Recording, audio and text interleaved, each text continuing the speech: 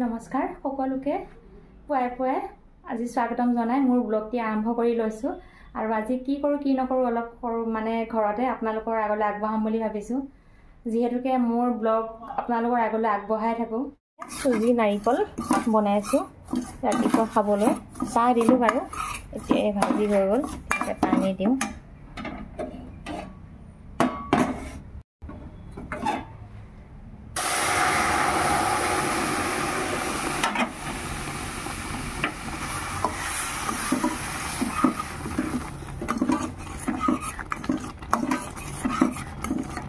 আৰু ইয়াতে ঘিউ অলপমানো দি দিছো ঘিউ দিলে মানে বৰ ভাল লাগে যি বনাই হৈ গল আৰু এনেকৈ মই পিছকে এনেকৈ কাটি দিছো আৰু সুজিত মই বেছিকৈ পানীটো একদম বহুত বেছিও নিদো চাহ বনাও আৰু চাহৰ লগত এওঁকো দিওঁ আৰু ময়ো খাই লওঁ কোনে কোনে এদৰে ভাল পায় জনাবচোন মই ভাল পাওঁ দেই সুজি খাই এনেদৰে পিছকৈ এইটো বৰফি কাটা বুলি কওঁ আৰু ধুনীয়াকৈ এতিয়া চাহ বনাওঁ খাই লওঁ ৰাতিপুৱা চাহ পানী খালোঁ বাৰু ময়ো মেডিচিন খালোঁ মই চাহ খোৱা নাই বাৰু আৰু এতিয়া এওঁক দিছোঁ এইফালে সুজি বনাইছিলোঁ আৰু এইফালে গাখীৰ দিছোঁ আৰু ময়ো খাই ল'ম বাৰু গাখীৰৰ লগত সুজিয়ে বিলাহী দি দাইল বনালোঁ আৰু এইদৰে খাই বৰ ভাল পাওঁ আৰু এইফালে আজি আলু দাইলত দি ফ্ৰাই কৰিছোঁ আৰু এইফালে আমাৰ মিষ্টাৰে এয়া মোক আমলখি কাটি দিলে আৰু এইফালে এইখিনিহঁত আছে কাটিবলৈ আৰু এইবিলাক গুটিবিলাক এনেকৈ থৈ দিছোঁ এতিয়া এইখিনি কাটি কৰি লওঁ তাৰপিছত নিমখত দুদিন থৈ দিম এওঁ এতিয়া কচুথুৰি আনি দিলে আৰু বহুত ভাল পাওঁ কচুথুৰি খাই এইদৰে আৰু এয়া ঘৰৰ বিলাহী এইকেইটা কণ বিলাহী আৰু এইকেইটা ঘৰৰ বস্তু মানে সোৱাদেই বেলেগ গতিকে আজি ধুনীয়াকৈ কচুথুৰি বনাওঁ আৰু গৰমৰ ভাৱটো অহাৰ লগে লগে বহুত ভাল লাগে খাই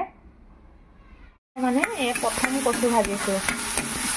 এনেকৈ মানে ভাজি পোৱাই নাছিলোঁ আৰু এইফালে বিলাহী লৈছোঁ আৰু মানে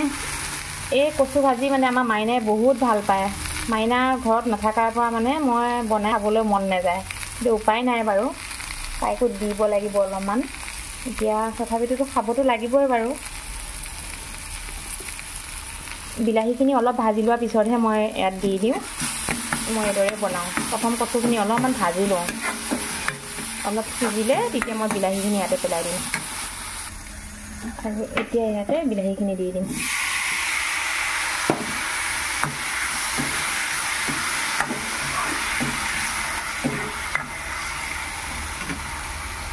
এয়া কচু ভাজিখিনি ৰেডি হৈ গ'ল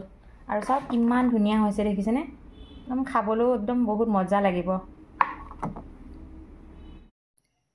এতিয়া মই এয়া অপৰাজিতা ফুল আছে আমাৰ ঘৰতে নীলা অপৰাজিতা ফুল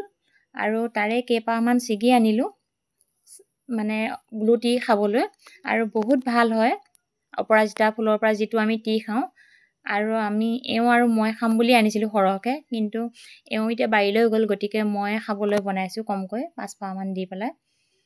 আৰু আমাৰ অপৰাজিতা ফুলটোৱে মানে বহুত কাম দিয়ে বিশেষকৈ মূৰৰ বিষ মাইগ্ৰেন তাৰ বাদে হজম শক্তি বঢ়ায় কাহো ভাল হয় হতাশ ডিপ্ৰেশ্যন ডায়েবেটিছত মানে চুগাৰ লেভেলটো কণ্ট্ৰল ৰাখে বুলি কয়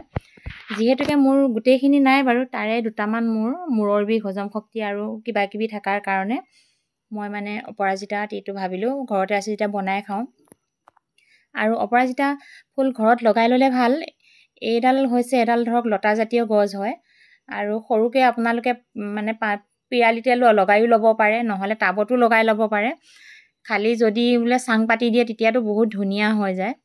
আৰু এতিয়া মোৰ এয়া চাওক টিখিনি বহুত ধুনীয়াকৈ উতলিছে আৰু আজিকালিতো সকলোৱে জানে অপৰাজিতা টি খালে কি হয় নাজানা কোনো নায়েই তাৰ বাদে মই ছজনা পাতৰ পৰাও মই গ্ৰীণ টি বনাই খাওঁ আৰু এতিয়া আমাৰ ধুনীয়াকৈ মানে উতলিলে পানীখিনি উতলাত চাওক কালাৰটো কি ধুনীয়া হৈছে আৰু বহুত ভাল কাম দিয়ে যদি সপ্তাহতো খাব পৰা যায়তো বহুত ভালেই হয় কিন্তু মোৰ মানে বেছি ইমান নাই যে এতিয়া বৰষুণৰ দিনো নাই গতিকে মানে ফুলৰ সংখ্যাও কম সেইকাৰণে ভাবিলোঁ বহুত দিনৰ মূৰত আজি খাবলৈ লৈছোঁ আৰু ইয়াতে আপোনালোকে পদিনা আৰু লঙো দিব পাৰে মোৰ পদিনাও মানে হেৰি হৈ আছে যে অলপ হৈ আছে সেইকাৰণে পদিনা দিয়া নাই এতিয়া মৌজোল দিলোঁ আপোনালোকে নেমু চেপিও খাব পাৰে মৌজোল দিও খাব পাৰে আৰু যিসকলে চেনি খায়তো চেনি ব্যৱহাৰ কৰিব পাৰে, মই চেনি নাখাওঁ যিহেতুকে চাহখন মই চেনি নাখাওঁৱে। আৰু ইয়াতে এটা গোন্ধটো ভাল হ'বৰ কাৰণে এটা পদিনা পাত দি দিলোঁ। আৰু পদিনাটো আমাৰ ছাল স্কিনৰ কাৰণে বহুতেই ভাল, আৰু সৰহকৈ যদি দি উতলাই খাব পাৰে আৰু বেছি ভাল হয়। আৰু এতিয়া মোৰ ধুনীয়াকৈ ব্লু টিখিনি এয়া ৰেডি কৰি লৈছোঁ। আৰু যদি আপোনালোকৰ ঘৰত আছে অপৰাজিতা গছ, তেন্তে আপোনালোকেও খাব, আৰু বহুত ভাল হয়, বহুত মানে সুফল পোৱা যায়, ঔষধি গুণ বহুতেই আছে।